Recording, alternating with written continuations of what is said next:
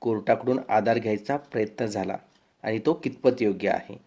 Police विरुद्ध मराठा असं चित्र निर्माण झालं असतं तर सगळं खापर सरकारवर फुटलं असतं आणि आगामी येणाऱ्या गणपती विसर्जनाच्या वेळी मुंबई ठप्प झाली असती तर सरकारही कोलमडलं असतं. शेवटी सरकारला झुकावं लागलं. जरांगे पाटलांच्या काही मागण्या मान्य झाल्या.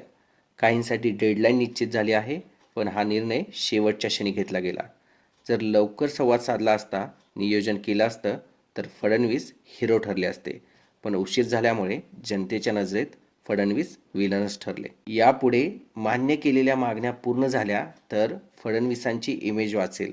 अपयश आलं तर ही नकारात्मक छबी आणखी घट्ट होईल. मित्रांनो, तुम्हाला काय वाटतं? देवेंद्र फडणवीस या आंदोलनातून शिकले का? ते पुढच्या वेळेला हिरो ठरतील की पुन्हा एकदा विलन? कमेंट करा, तुमचं मत सांगा आणि हो, आमच्या चॅनेलला सबस्क्राईब करायला विसरू नका.